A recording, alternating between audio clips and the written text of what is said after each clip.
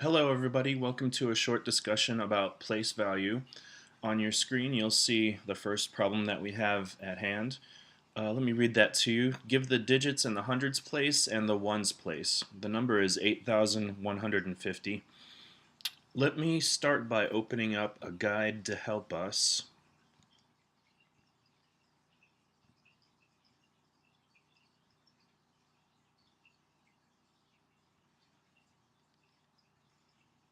So here we have it. Notice there is a place for decimal. To the left of it there's units, tens, hundreds, thousands, 10,000s, and so on. It gets bigger to the left. To the right of the decimal there's tenths, hundredths, thousandths, and 10,000ths. Of course it goes on from there, but for our purposes that's all we need for now. So let's look back at our original question.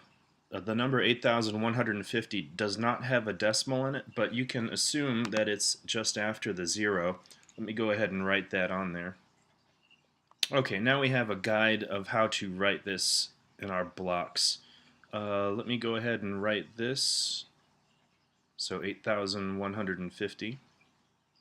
Now we can look back and answer the questions. They want to know what digit is in the hundreds place. Looking in the hundreds column, there is a 1 there, so I'll enter 1 for hundreds. And for ones, looking at our guide, I don't see ones there, but units and ones are the same thing. So underneath the units column is 0, and that would be our other answer. If you want to take a screenshot of the guide, go ahead and do that. We're going to be using that on the next couple of example problems. Speaking of which, let me open up a new one.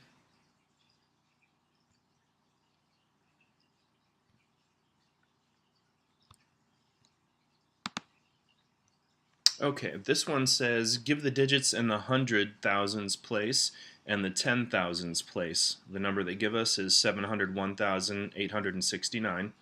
Again, we'll use our guide. In our number, it does not have a decimal point, but if you don't see one, you can assume it's to the right of the last digit. So I'll just put one right there. And let me write this in.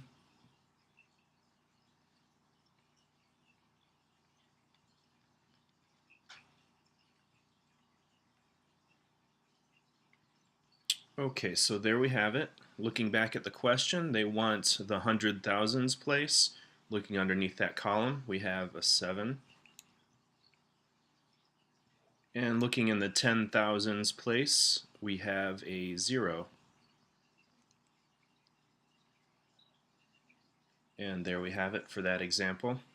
Let me open up one more example here. Actually, I have two more.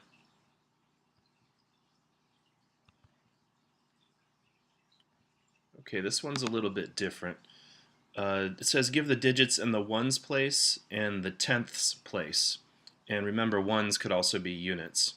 The number is 76.98. So we haven't had a decimal like that yet. The good news is the decimal is already there, so we know how to write that in our guide.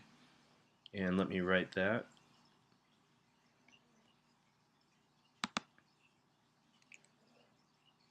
Seven six decimal 98.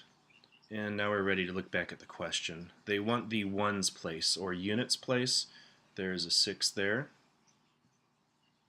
And the tenths place.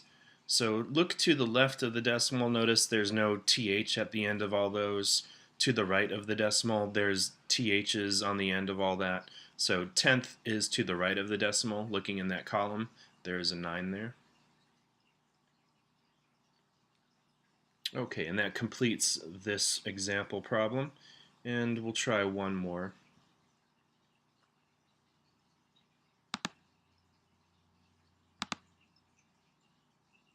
And this one is a bigger number. They want us to find the digits in the tens, tenths, and 10,000ths place. Let's rewrite the number inside of our guide. Again, there's a decimal in the number that helps us guide of which column to write these in.